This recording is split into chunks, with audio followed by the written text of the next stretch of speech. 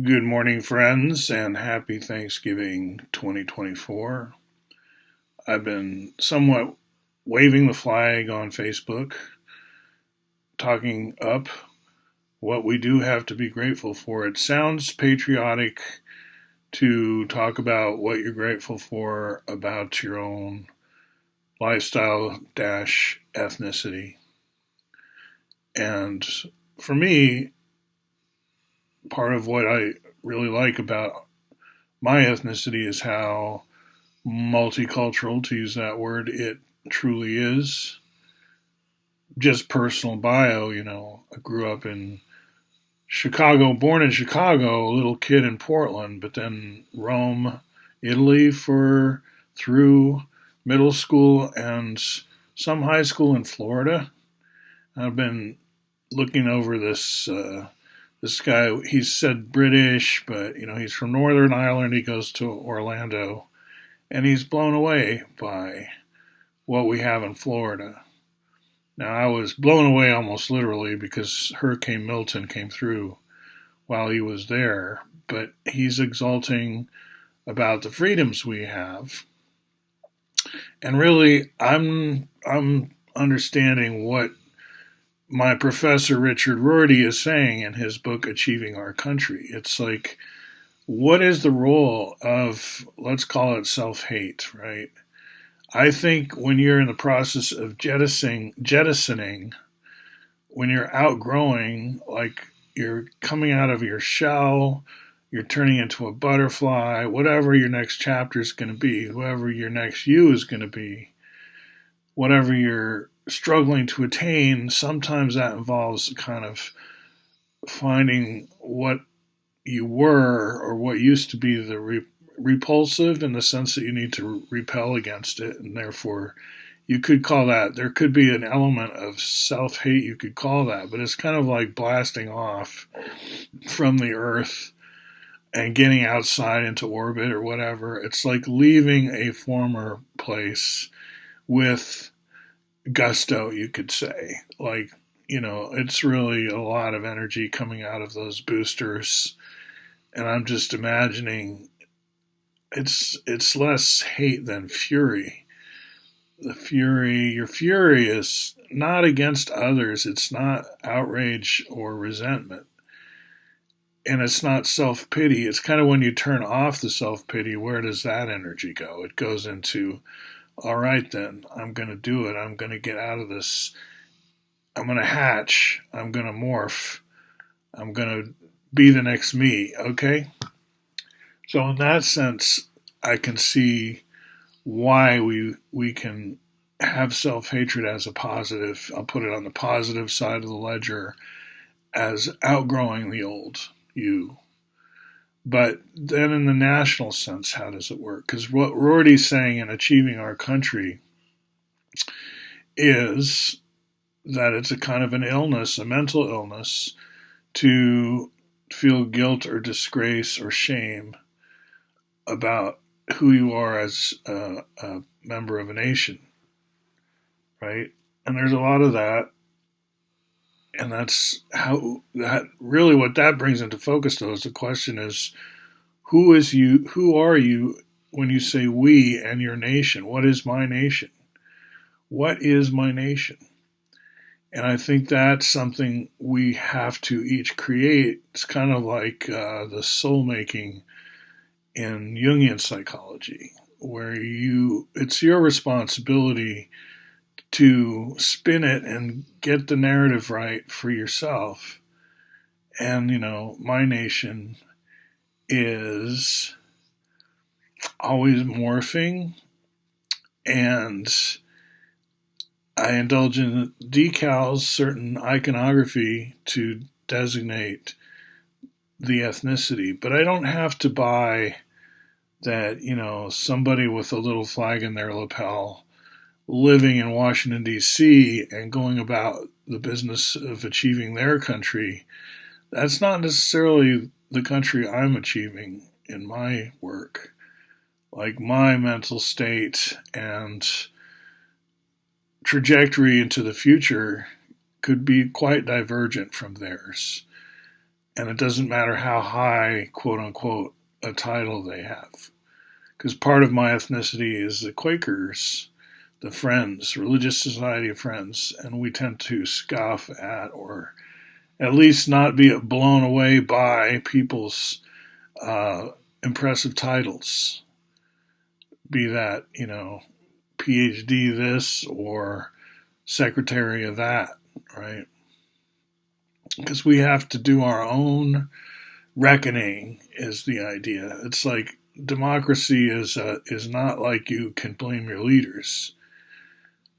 Scapegoating is out of the picture in a way, because you are the one who needs to make the difference. Not because you're a megalomaniac, but because that's the only difference you can make, is in your reality. So work on that is the idea, from Maurice Nicole, who I cite here in this channel, the Scottish Jungian. I just saw a movie called The Stone of Destiny last night on recommendation of D.W. Jacobs, the playwright, the one who wrote the play on Bucky Fuller, and he's liking that movie, and I could see why. It's kind of a cute film about Scottish nationalism and young idealistic youth who feel some shame wanting their Scotland to be bolder and stronger, and it's all caught up in their personal psychology and so on. So back to Rorty, that was my professor. I think he got some flack for this because it's more, I don't know, intellectually accepted to be more down on the nation state system, which I am in a way, but in a way that we morph in a positive way away from what we were to what we will be, but not out of shame and guilt, more out of embracing the future with gusto and looking forward to the global grid and much more tourism. I want to go to hot areas, or I want people to go there and cool it off and let me see the videos and stuff. Like, let's have major tourism in Ukraine as soon as possible. And what do I mean by Ukraine? Well, maybe there won't be agreement on the maps. I don't know. Personally, I'm happy to see those maps redrawn because they're always being redrawn. And I live in the world of the Dymaxion projection more than that, which doesn't mean I'm anti-nation state as so much I overlook the nation state a lot because I see other power networks at work, right? Beyond just this cartoon jigsaw puzzle we're given in the classroom or on the globe, right? I've learned to think beyond that, and many people have, right? But not to the extent that I feel shame about the USA. I think the USA is a great nation, and I'm thankful for it. So that's my little sermon of the day, and in the meantime, I've been going through my Cultography slides, showing some slides that I've added since the last video on this topic of cultography theory, having to do with revectoring Python. Given the Monty Python links tend to fade over time just because of history, but Greek mythology has staying power as well. So we can put some weight onto Greek mythology and deliberately do what the Greeks did, which is change and morph the story as necessary to reflect the zeitgeist of the time. I wrote a blog on that recently too. And so what I'm doing is kind of pretending I'm back in ancient Greece with the job of participating in this revectoring of word meaning trajectories, meaning simply that Athena is going to get more of a role vis-a-vis Delphi and Mount Parnassus and the Python that was under there. I'll have her be really the originator of this cult. And then Apollo muscled in and took over. So we think of the oracles of Delphi, the Pythians, as channeling Apollo, but I'm saying originally they channeled Athena. And when Apollo attacked the python under Mount Parnassus, the python actually escaped. So see, I'm consciously changing the story. Kind of like Bucky in Critical Path when he consciously changes our myths and makes them read differently, right? He has humans, the human humans coming out of Polynesia, whereas the Planet of the Apes types are coming the other way, you could say. And he has the humans branched into three then as they encounter the animal world outside of Polynesia. Some of them become horse-mounted bullies, you could call them. Others become sheep-following peasants or shepherds, you could say. And then the third class are the maritime ocean-goers. Now, of course, that's just broad brushstroke creative retelling of history, but interesting. He's following the maritime tradition, especially through Phoenicia and Venice into the British Empire and now to the global aerospace of open source, which is where I'm coming in.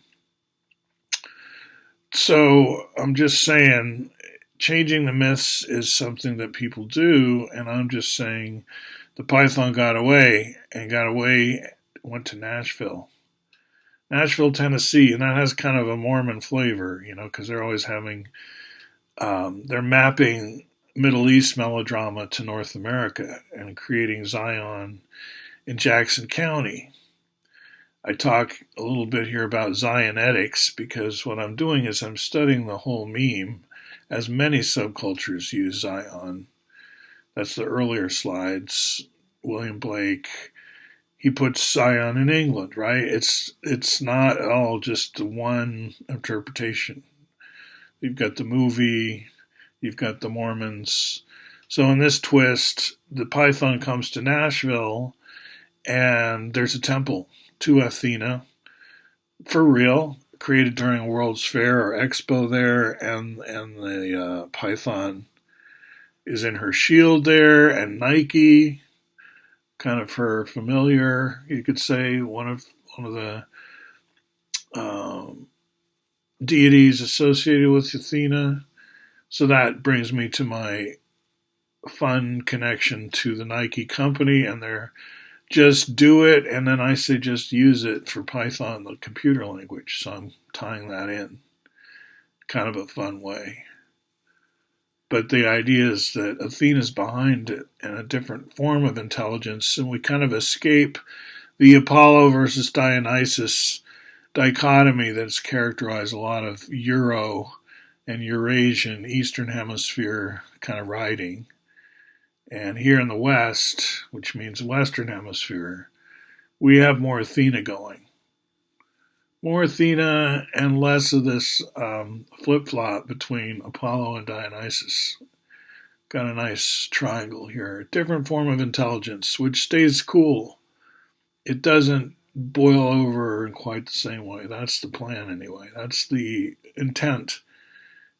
Sitting in my little pod here and creating myths, I'm keeping it cold, as in Cold War, not hot war. Colder the better. All kinds of cryogenic metaphors. Anyway, just giving you an update, and revectorings are in process. As far as that's my own head, right? How much what I do as a subculture, how much does that influence the world? You never know, right? It's like they say, you influence everything but control nothing, right? That sounds about right. And it's not just me. Obviously, I'm part of a community, many communities, so we'll see what we can do, right? That's the best we can do. All right. Talk to you later. Happy Thanksgiving.